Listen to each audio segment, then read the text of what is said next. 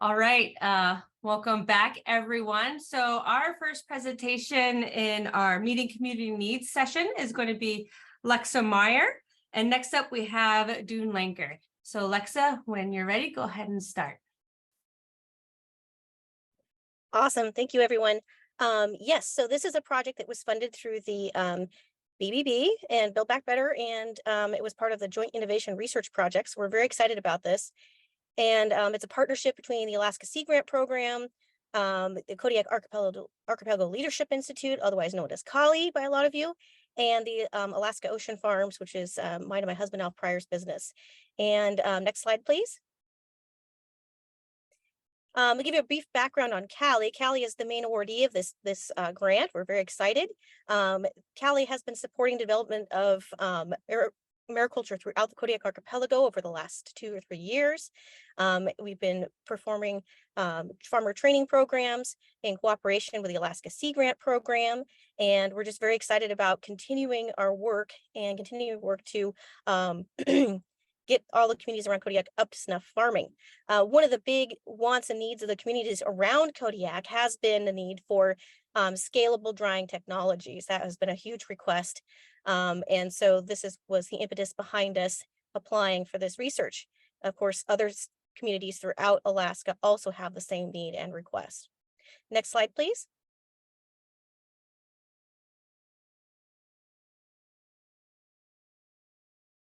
So basically, we're going to look at utilizing forced air drying, as we've discussed, many people have discussed before me, to dry kelp and seaweeds in Alaska. This project will focus only on 3 species of kelp: bull kelp, sugar kelp, and ribbon kelp. We will do drying trials at the Kodiak Seafood and Marine Science Center. Can we go back 1 slide, please?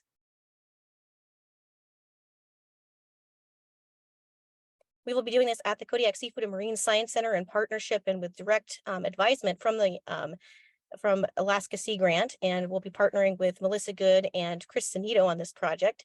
Quentin Fong will also be helping us with an economics report at the end of this, because this is a multifaceted approach. We will not only be drying kelp and exploring, the time it requires to dry these different species.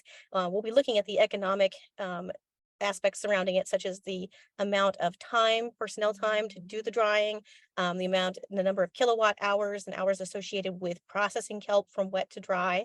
And we'll look at drying both fresh kelp and frozen kelp in this project. It is going to be very interesting to see how this all pans out, and the information will be made available to the general public through this grant, which is very exciting. Can we please, let's go back, thank you. The Alaska Sea Grant Program will, as a result of this project, be able to expand their drying program and also with their training programs for dried seaweed. So we're very excited about this. It's super exciting, and we have a lot to discover. So next slide, please.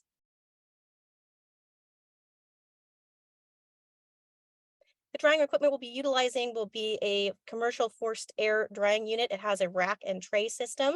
And what we will be doing is the Alaska Sea Grant Program is purchasing this equipment, and we'll be utilizing this equipment through this grant project. The dryer was made by a company called Dehydrators North America. We've used their products before with great success.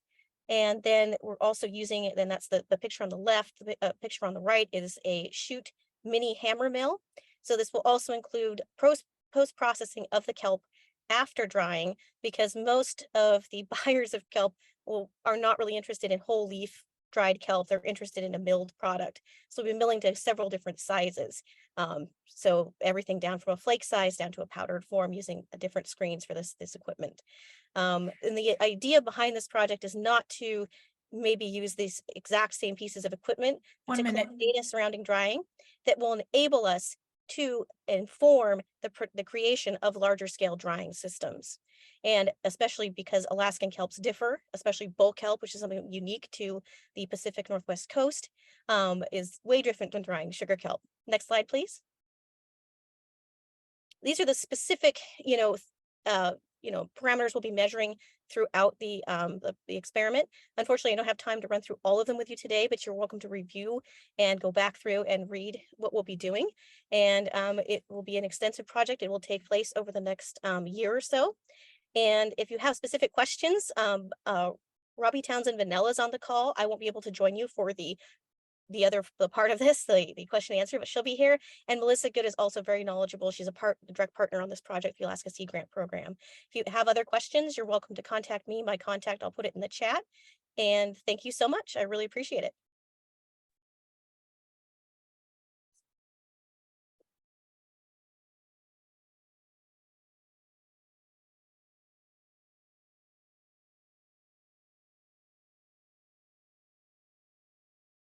All right, thank you, Lexa, for that. All right, next up we have Dune Lankard. Dune, you have the ability to share your screen if you need that. All righty. Can you see that okay? Yes, we can. All right. I don't think I've given a 5-minute presentation, so I should hit the clock.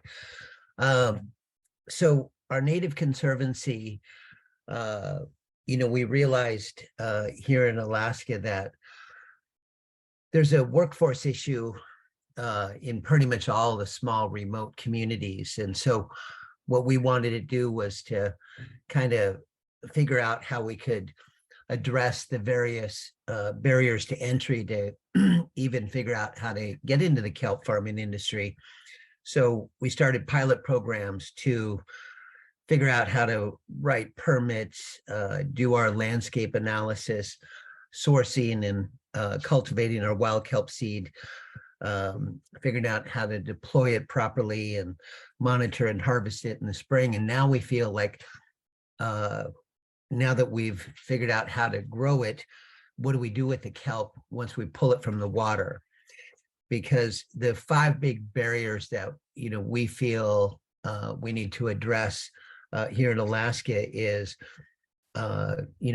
number one, the marketing plan. What is the strategy to secure interested buyers? So, as Lexa was saying, stabilizing the product is critical. Then you have your basic processing. How do we get as much water out of the product as we can? So we're experimenting with the screw press. Go ahead and go to the next slide, Scope. And then the transportation and market issues is going to be a big one. And so if we can dehydrate the product, then we'll be able to have a less weight going to market and hopefully receiving a better price point. And so stabilization of your kelp resource is critical. And so next slide. So we're looking at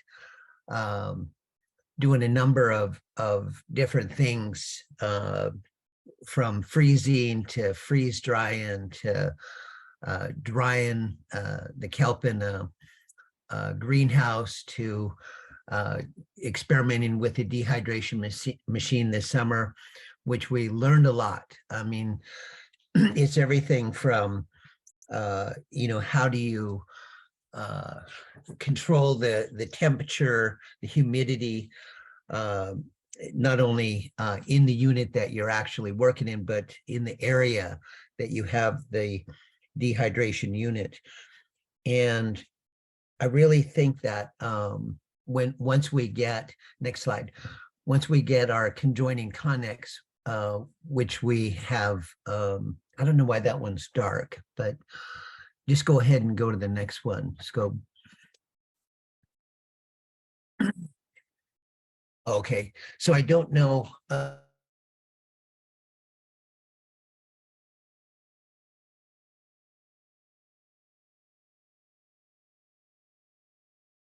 Dune, it looks like you have a frozen screen. We can't hear you.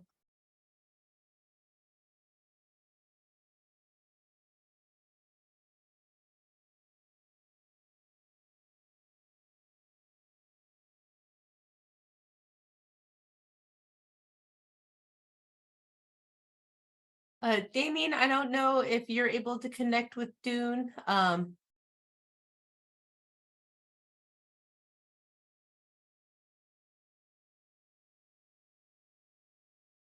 Looks like we lost Dune. Let's just give him a second to call back in.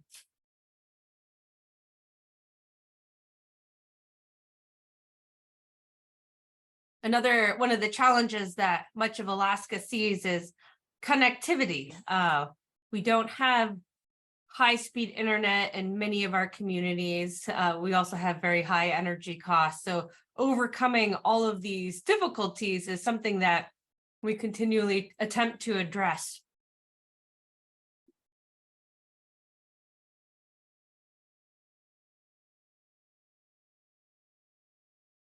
We're going to give Dune just a few more seconds to join in. Oh, I see him. He's back in.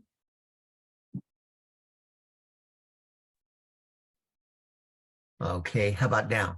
Yes, we can hear you now, Dune. Please proceed Okay. from where you were. All righty. So I think once we have the conjoining unit set up, we'll be able to handle the dehydration a little bit better. But there's a lot of variables that we had to learn, on our own, and I feel like we've made some good progress. But I also feel that there's different dehydration systems that we should really be looking at overall. And one of them that came to our attention that we had a little bit of experience with was an infrared dehydrator. And what I liked about it was that it dehydrates the product from the inside out rather than the outside in. And so it dehydrates fairly quickly. Some of the kelp that we had seen was dehydrated in under 10 minutes, where the dehydration system that we experimented with this summer was taking anywhere from 4 to 7 hours, depending on how much volume we put in the machine. So that was concerning, because when you're talking about doing volume, you're going to have some sort of conveyor belt and literally get tens of thousands, if not hundreds of thousands of pounds through there. And so at the end of the day, I think that looking at what types of dehydration systems we have in place are going to be key. And then, we're going to also have to look at what kind of finished products that we want to actually get to market. So if we can land those markets, then we can work backwards to figure out which equipment that we want to put in these different processing spaces. And so for the end of this season, we're going to be doing some more experimenting with dehydration, but we'll have our Connex unit in place, and we'll have more to share with everybody once that is done. So sorry about getting kicked off the internet there.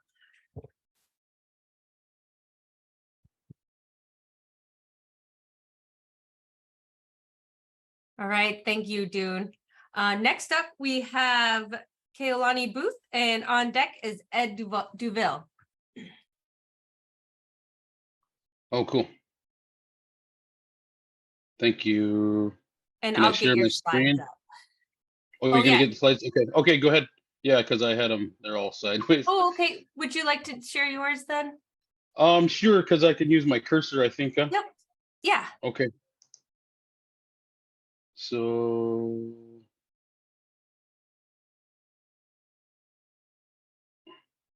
Oh no, go ahead. I have this is a new computer and I don't have things set up there, so go ahead. So as you can see there, this is while you're looking at that map here, I have so I was Keoloni Booth. I'm a Tsimshian native from Metlakatla, the most southern tip of southern southeast. Been working with the Sea Grant and AMA for some time now, getting familiar with and working to establish and accelerate the advancement of mariculture in Alaska. There are two reasons that I've chosen to make this a focal point for Metlakatla and our region. As a Tsimshian native, I've spent a great portion of my life involved in the ocean, harvesting seaweed and shellfish and sea asparagus for my loved ones, deeply ingrained in who I am and our DNA. Metlakatla and the southeast region are well suited for large and small operations in drying of seaweeds because we run almost exclusively on affordable green hydroelectricity. And moving into wind and solar and green hydrogen generation, we believe in Metlakatla that affordable energy and our existing infrastructure left over from the logging days of the 90s, that it would make a good home for multiple companies and with minimal startup costs. Metlakatla, along with Prince of Wales, as Edward will also say, are geographically located in a strategic area to accommodate large-scale drying and processing at the lowest cost to companies willing to partner with us. In Metlakatla, as you can see from the slides, we have a commercial scaled paved runway. It's in the slide. Can you go to the next slide there? If you can see at the bottom, right in the middle of the screen, there's an old runway left over from World War II. It's a large scale runway that actually ran for Pan Am. So what we really realize here in Metlakatla is that none of this stuff is going to really happen if everything's sectioned out in the different regions. It really does taking all of us working together in all of Alaska to be able to find each community's strengths and work together to get these products to market. So as you see there in the middle of the picture, that's a large flat open area there with our runway. And then we also, can you go to the next slide? That's our runway there. As you can see, we had Pan Am in here, very large planes. So if there was anything to go on for shipping out of Alaska, if we didn't want to use Alaska Airlines or any of the dedicated routes, that this is a possibility to get products out of Alaska. And we know that partnering with the region and all of Alaska, that working together, we could probably do some of these things. So it's a holistic approach that we have here in Metlakatla, and we know that energy is going to be an issue. Can you go to the next slide? This is our old fish plant that we have down in the bay here. It hasn't run for some years now, but there's I think it's over 100,000 square feet of space for processing. There's saltwater pumps, there's freshwater pumps, and very affordable electricity that we're working on from MP&L. And we're working on lowering our energy costs to attract industry. Go to the next slide, thanks. This is also a leftover remnants, like I said, from the 1990s. We had, we were actually, we did have this kind of a thing in place with Louisiana Pacific. Almost all of the logs that came through and went south or out away from the country came from Metlakatla. They were processed here and then shipped out at our EDA dock. I don't have pictures of that, but so we are set up for processing and shipping of products. Go ahead and go to the next slide. Sorry, Dune, that was the last picture that I had. Oh, okay. Oh, no problem. But yeah, just, in closing, I'd like to say thank you for your time. We look forward to blazing a new trail and working with everyone to get into mariculture and processing, shipping in Southeast Alaska while helping to save the planet and make healthy humans with our products. And just also as well, when we started talking, I think it was a few years ago that I went to a conference with Missy and everybody. We realized early on that it's going to have to be an all hands on deck approach if this is going to work.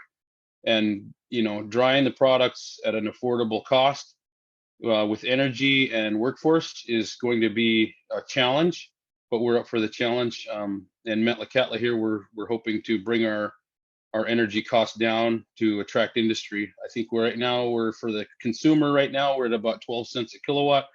And we do know that if we have industry in, that we'd work with whoever to be able to make sure that it's affordable for everybody for a good outcome.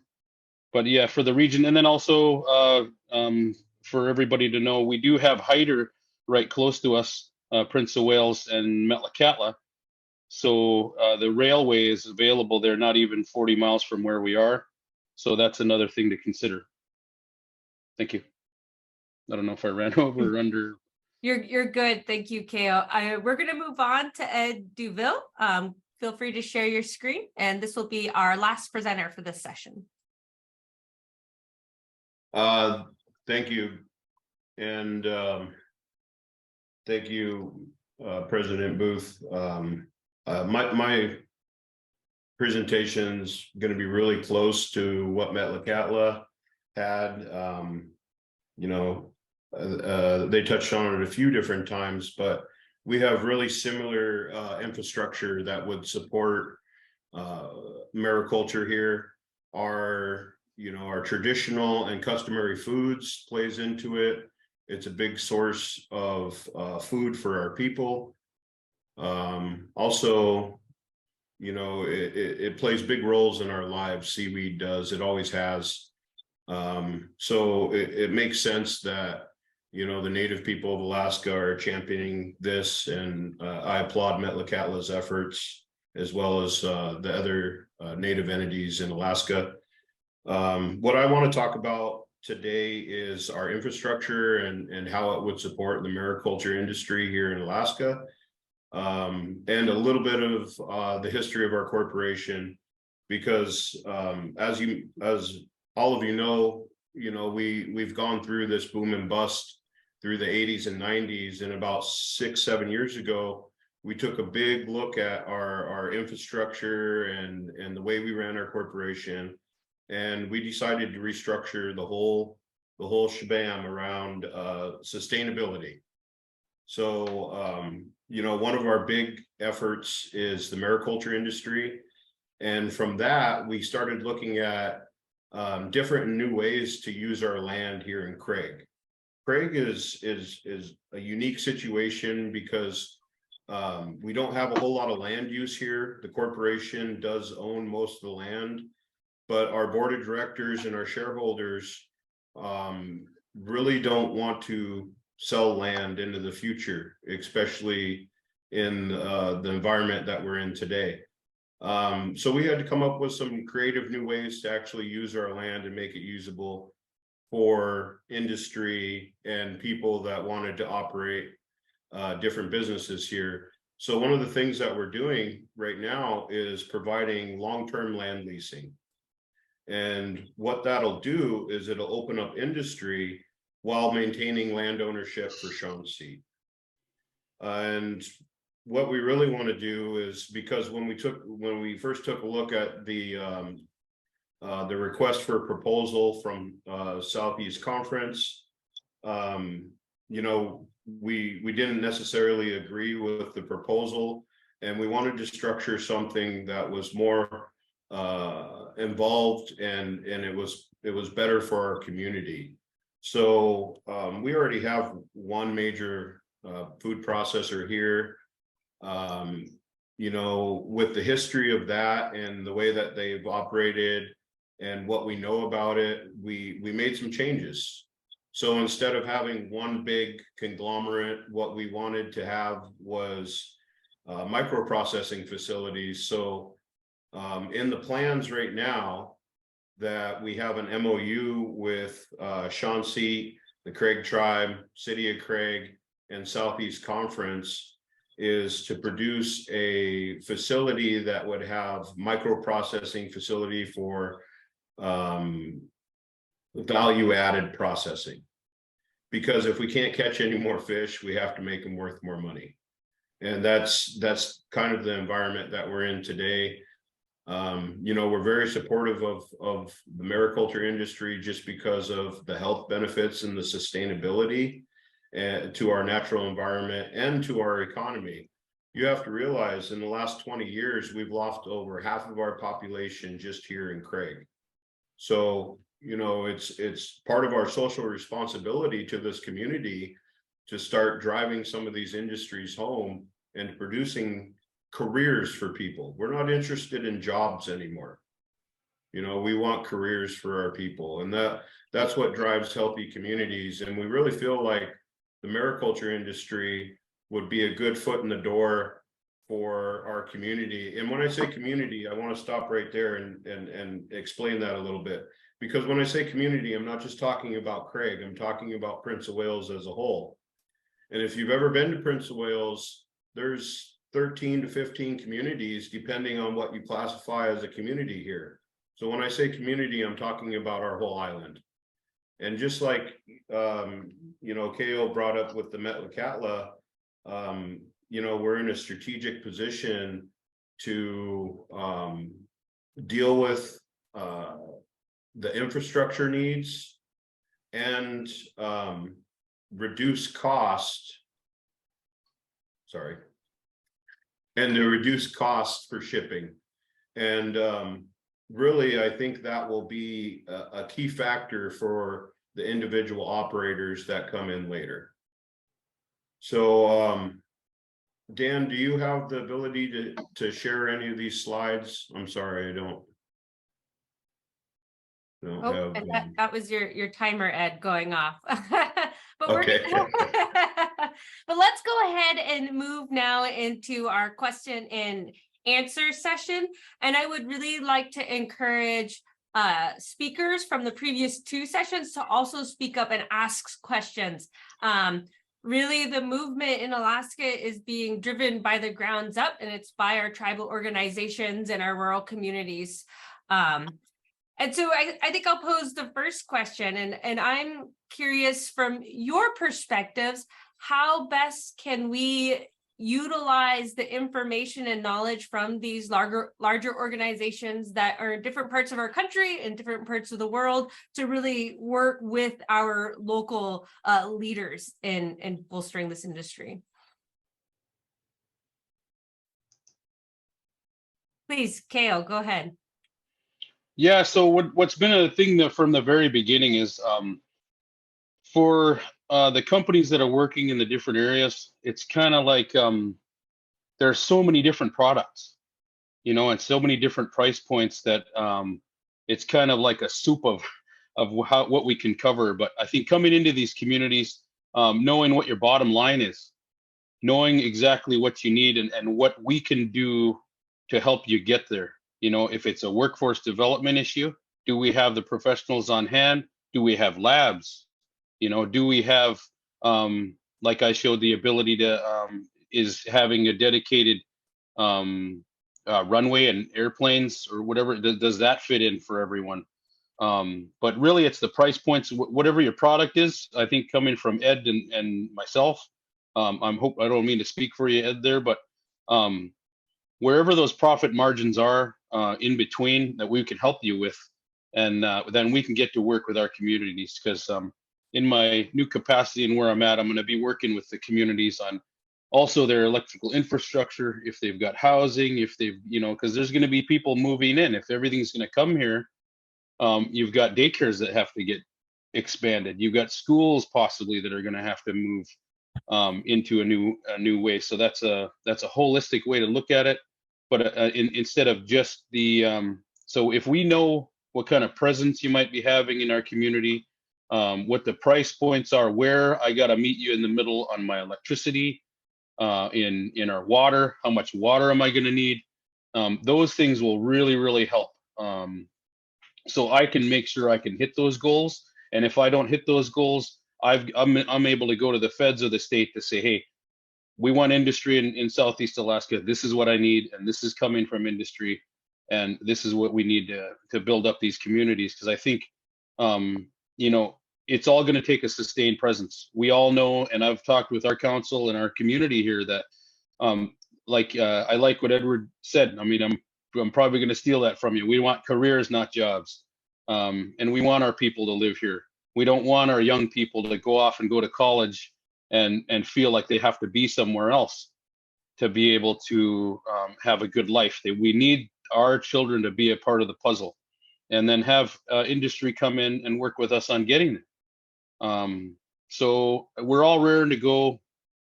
We just need a little more information on what our needs are for you, what we need to have.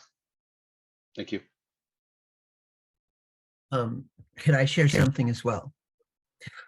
One of the thoughts that we've had over the last couple of years is, you know, first in this kelp industry, we got to figure out, we got to prove that we can grow it, and then prove that we can harvest it and market it, and then prove that we can make money off of it.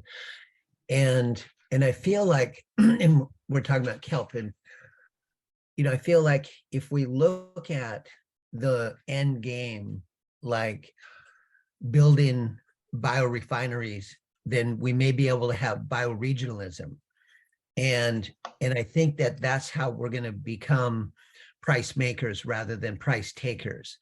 So if this industry is going to take off and we're going to be a part of it and we're going to grow with it, I know for indigenous peoples that we've been working with over the last few years. You know, they're interested in restoration first, feeding their people a traditional food source second that they've been enjoying for thousands of years. So kelp isn't new.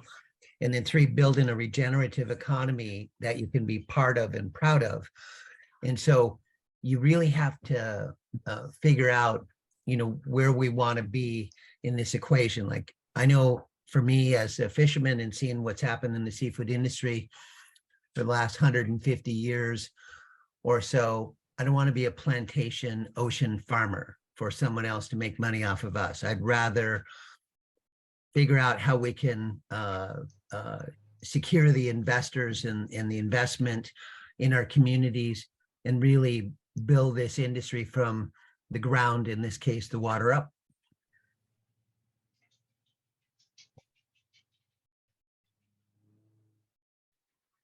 Well, we're about at the end of the session. Robbie, I wonder if you have anything else to add.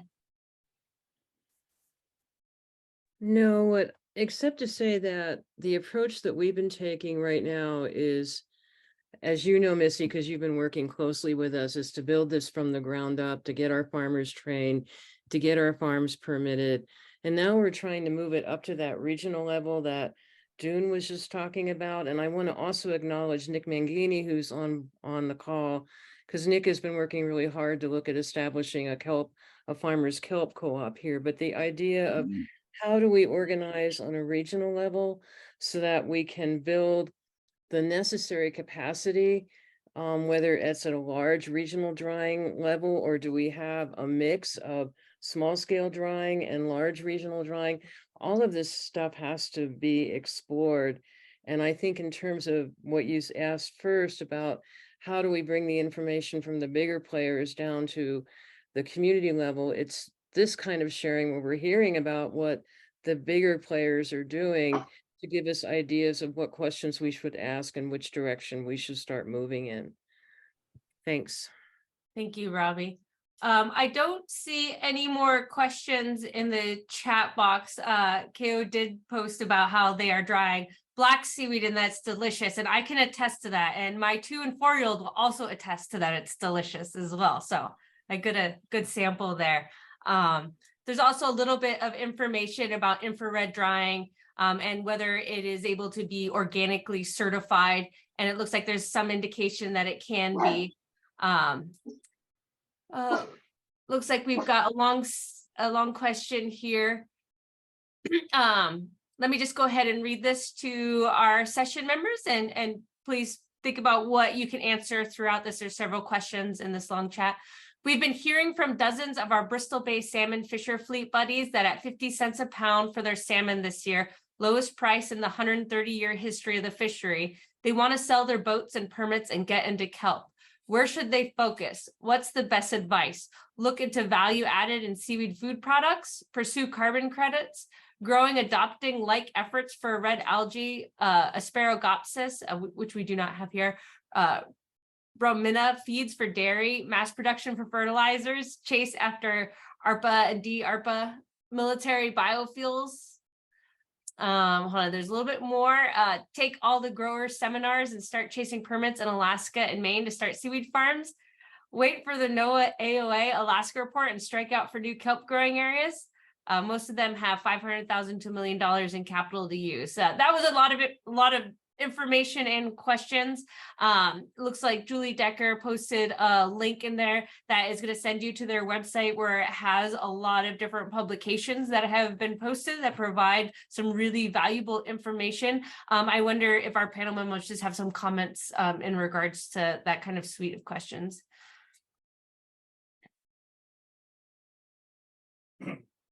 And that's okay if not.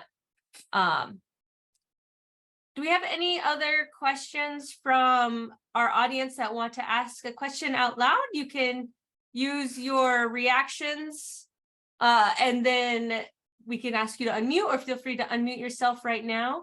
If we don't have questions, Dan has asked if he could go ahead and share his slides with us before we go in. Ed, yes, please go. I guess what my question is, and what I wanted to get out of this whole thing as, you know, somebody that would be facilitating processing plants later on is, I guess, you know, as Keo kind of touched on this earlier too, is, well, what do you need? You know, like what is the water supply? What is your electricity needs? I think the time is right now to start working with the facilitator, the operators, to start working with people that are going to be putting infrastructure in, because it's a whole lot easier to bake the cake when all the cooks are in the kitchen at the same time. And you know, that's really what I wanted to get out of this is, for kelp drying specifically, like, what does the average kelp farm look like? What, because, you know, you're working with somebody that knows nothing. In full disclosure, you know, you're working with somebody that knows nothing about kelp drying or processing or harvesting, other than, you know, my traditional uses my whole life with black seaweed. I don't know anything about what the needs are. So I know Dan at Southeast Conference has you know, been working with the operators and they've been doing a really good job at Southeast Conference Group, working with the operators to see what they need, and then to have us facilitate that need, because it's more than just Chauncey. We have to get the city involved, we have to get the tribe involved, we have to get the funders involved. So it's all one big collaboration at the same time. And yeah, I guess that's my question is what are the needs? Thank you. Thank you, Ed. I think this final session is really bringing us back to how do the boots on the ground make things happen? And I think that's essential to what we're trying to do and move the industry forward. I don't know, does any of our other panel speakers have some comments to that? You're welcome to unmute yourself. And I will say our last few minutes are going to be spent with a wrap up and closing. And the point of that is to say, what are the further discussions we need? I think what you and Keo have said, and really Dune and Robbie, you've led to that as well, is we need to continue on with these conversations and trying to figure out how do we meet the larger market needs. And I think we could capture that in this wrap up that Doug and Robin are going to lead. If we don't have any further questions from the audience, I do. Oh, Merrick, please go ahead. Hey, thanks, Missy. Hey, so a lot of talk today about the potential in the future, but there's this investment now in Alaska, it's $40 million, right?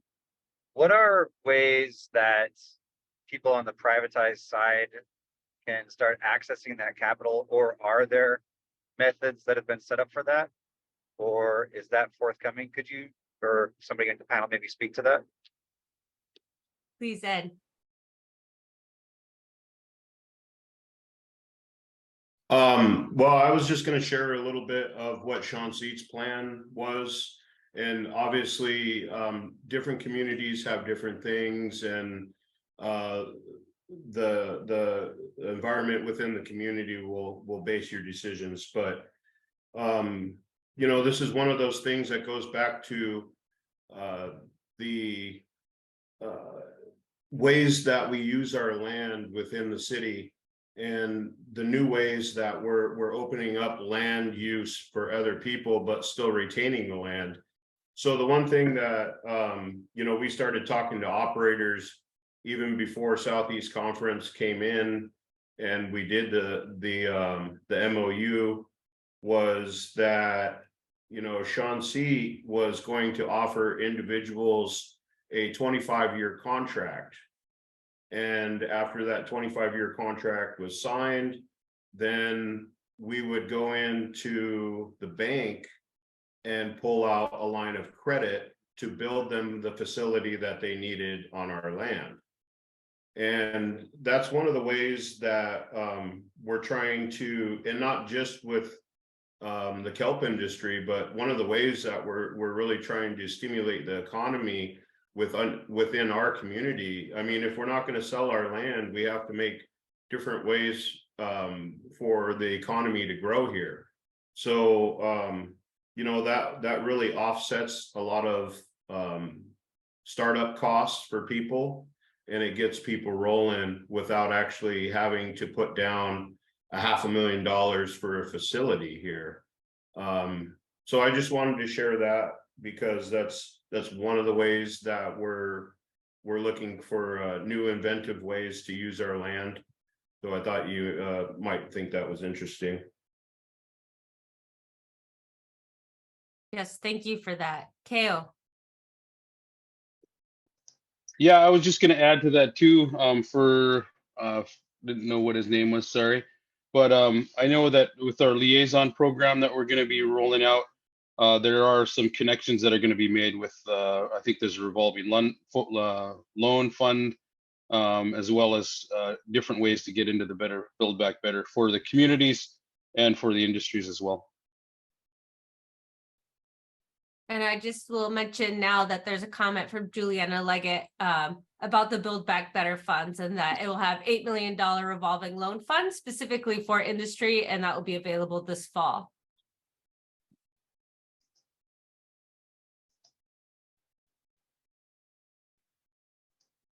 And Marco shared some insights there. He strongly feels, Marco Shear with Seagrove and Ketchikan, strongly feels that having regional drying capacity is very important. Hi, Melissa. Oh.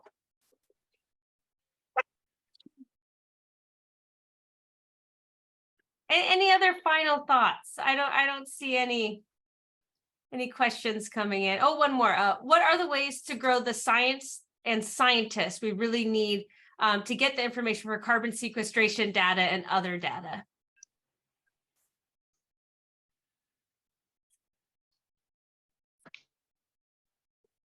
I don't know if this is the right group to ask that. Maybe we could wrap around to that later in another forum. All right, I think we're going to go ahead and end this session early unless anyone has some final thoughts to share. Thank you, Ed, Keo, Dune, and Robbie. Your wisdom and insights from the community level and the tribal levels is absolutely imperative for this, and I greatly appreciate you taking your time. Keo, please. I just wanted to say, for probably a future meeting, I know we're going to be looking at that stuff with marketing, but I think that's the heart that beats. So I think what we're really going to have to know from the industry side and then the communities is it's going to be a moving scale, right? So earlier in the talk, they talked about the dried seaweeds for snacks and stuff like that, that there was a lull. It's almost like all of us regionally, even if we don't have everything put together yet, I think it's going to be real imperative that we all are equally being able to see the waves of what's going on, and any projections that are happening that we know from the inside or whatever, that we can prepare for that kind of stuff. Because you know, we've got all, you know, like Edward could say, we've got 50 some different type of seaweed in our area within 50 miles, and if there's any way we can, you know, predict what's going to happen, that would be great. So, I mean, for future meetings, I think finding where the market's at, I know it's a moving target, but I think as much as we know collectively, I think it will really help everybody. Thank you. Thank you. All right. There's another link for the Alaska mariculture cluster that Juliana's put into the chat box. Robin and Doug, I'm going to go ahead and let you guys take it away with our wrap up. Oh, thank you so much. And Missy, I just want to start by, in this wrap up, thanking you personally for all the effort you put into this. Alaska Mariculture Alliance, AFDF, really, you know, appreciates all of the work that Alaska Sea Grant has done to make this happen.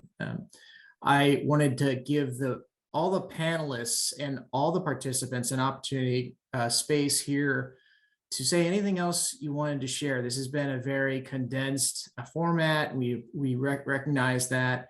And there's so much knowledge, I think, on this call that we wanted to give a space for people to say anything else they wanted to share about the challenges they're running into and some of the solutions that they think are out there with regard to the drying topic or the marketing topic or the local community needs topic. So maybe we'll just start there and see if there's any lingering interest in sharing information, and maybe start with the panelists. If I could, and I think some of the biggest problems is just where are we going to do this work? We have seafood processing infrastructure, but a lot of it is pretty heavily utilized, and we have trouble working into those spaces sometimes. So that's this effort that Ed mentioned, and he referred to these slides that, can you see my slides now? That we were working on, and just wanted to share really quickly. So this is this facility that we're working on designing on Sean Seat and partners on Sean Seat property next to the Silver Bay Seafood plant, next to existing seafood marine infrastructure like this dock and road access. So this would help provide a space for this to happen. I think that's one of the biggest issues that I think we're going to be confronting going forward is, where are we going to do this seaweed drying? Where are we going to do this processing? And we don't have construction money in Build Back Better. So just want to make that clear that, we have feasibility study money, we have money for processing equipment, support marketing, but we're really trying to twin our efforts with the private sector and businesses like Sean Seat and others to work together to create the different parts of the value chain.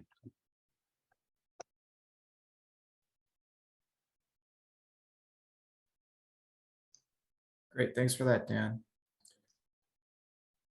Anyone else, either the panelists or the presenters, have anything else they'd like to share out to the group? Sorry, or the participants is what I meant to say.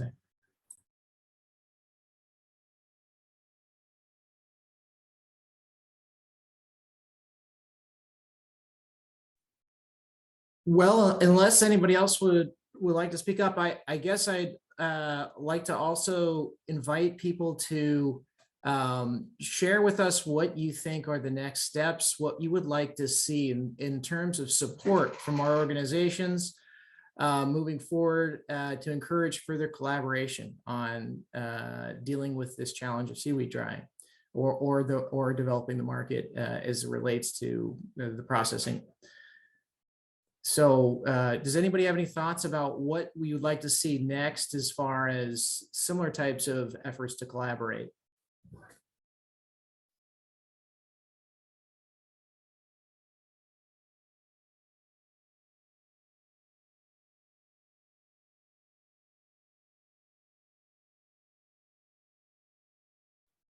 Robin, I'm not hearing anything. So did you want to jump in and share a couple of things we've been thinking about? Yeah, I'll jump in here. Thanks, Doug. And thanks so much to Missy for helping us organize. And of course, to all the participants joining us today and our panelists and speakers. Thank you so much for your perspectives and for sharing with us today. It's been really invaluable. And yeah, I think there's a lot of next steps for this. And if anyone has anything specific, you can feel free to shoot any of us an email and we'd be excited to talk more about that. But this is definitely not the end of this conversation. I think, as Missy said, this recording will be posted online, and so you can access it.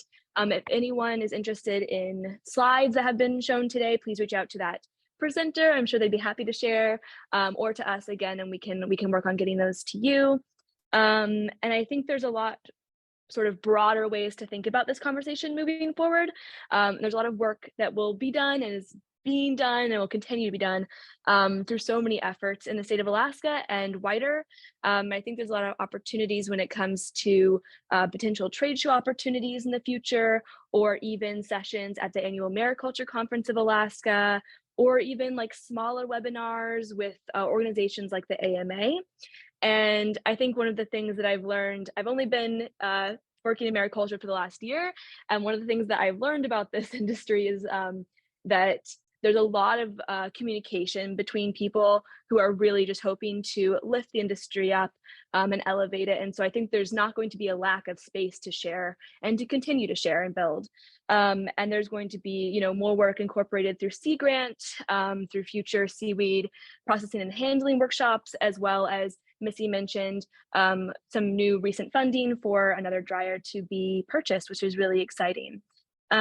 So yeah, please, if you think of anything that you would like to see happen, let us know. We are really excited to talk more about this in the future. Yes, I see a hand. Is that KO? Yeah, KO, do you have something? Oh yeah, just after you spoke. Sorry, I didn't mean to interrupt. Oh, or that's anything, okay. but I'm pretty it much was- done. yeah, I just I want to know thank it. everybody again. Well, it just I'd like to also make sure while we're all here that a prioritization from the companies that are going to work, even the smaller companies to the big companies. What are we going to need for power and water and workforce? Because we'll need those answers before anything else, because it's going to take us a while to get those things in order and to be able to get the funding, you know, because you know, there's a lot in our funding that we do have for, you know, what's been dedicated, but at some point too, the state's going to have to pony up and, you know, fund some projects for big, large projects, water projects, you know, sewer projects, healthcare. I mean, not healthcare, but childcare. It's a big thing. You've got people that'll be coming in, housing needs. So I think for Ed as well, we're kind of nervous about that. Are we going to have enough infrastructure once these people come in? Because we've got to meet them, and you know, by the time they come in, we've got to have these things ready. So if anybody's got any kind of an idea for a future meeting and talking about those things and focusing on what these communities are going to need to have, I think that's I think we'll be ahead of the game, because it takes a while to get those things figured out. Thank you. Thank you. Ed, go ahead.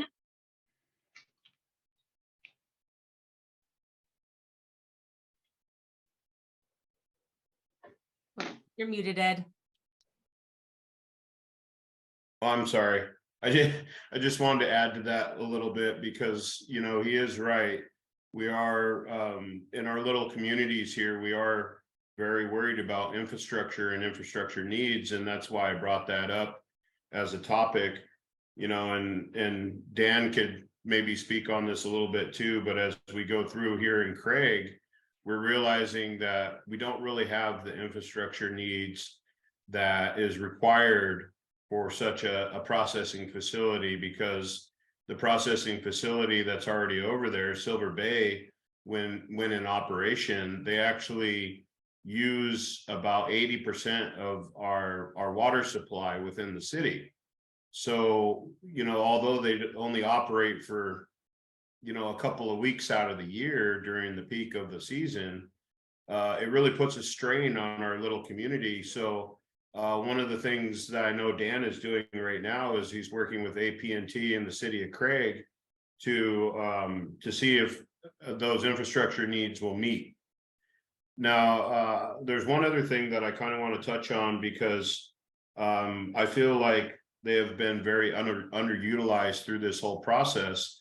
And although I am a tribal member, I don't speak for our tribe, but you know, I think that the tribe is really being underutilized in a couple of different areas. You know, I think that the tribe should have more involvement with the application process with traditional and customary areas. I think that they have more foresight than DNR would. Plus the DNR, if anybody's dealt with them recently, and just like a lot of places and entities dealing with right now, short-staffed. So you know, I think if we had more tribal involvement, it would be good. Also, you know, the one thing that the tribe is bringing to our table in the MOU is the use of ARPA funds. So we're able to actually help our city meet those infrastructure needs without actually dipping into the city's money. And that's a big win when we could all get on the same page. That's why I want to just say this, because over the last 30 years, Chauncey, the Craig tribe, the city of Craig have not agreed on anything. And this is, I feel like this is a big turning point for our community with the, you know, the decrease of fishing and logging not being here anymore. You know, I really feel like this is an industry that could step up and replace those things. I'm a numbers guy, so I'm going to give you a few numbers real quick. So just with the 2 tenants that we've been speaking with lately, I'm seeing over 100 careers just there, just with 2 tenants. And with the facility that we're planning on building, you'll see that there's 10 tenancy spaces. So you could do the math there. Also, the mill that is in operation here only provides about 40 jobs for people. And you notice I said jobs, they're not careers. So we're trading out one industry for another. And, you know, honestly, I couldn't be happier. I don't wish the downfall of the timber industry. I think there's still need for it. But the way that things are going with foreign market, with timber, that needs to change as well. But I just wanted to bring those 2 things up and add on what Keo just said, because they are very, very important topics in our smaller communities. So thank you for this change. Thank you so much. Any final thoughts before we close out for the day? Okay, well, thank you all so very much. Thank you so much to our organizers and to our amazing panelists. We really appreciate your time and your thought and your perspectives in this. So yeah, I really appreciate it. And thank you. Doug, Missy, anything else? Yeah, I'll just thank everyone again for joining us today, especially thanks to the speakers. It's important that we all come together in a room, in a virtual room, to share these thoughts and ideas and knowledge and wisdom. And I think this is going to help us have those next conversations that we've really talked about in this last session. And so that's something that we could start working on collectively, is how do we have these conversations to have the best outcomes, or most substantial outcomes. And so thank you. And thank you to the participants who came and listened. We did record this. We are going to have that recording available on our website, alaskaseagrant.org, and it's going to be on our event page. And we can email everyone once the recording is available. So thank you from Alaska Sea Grant for attending.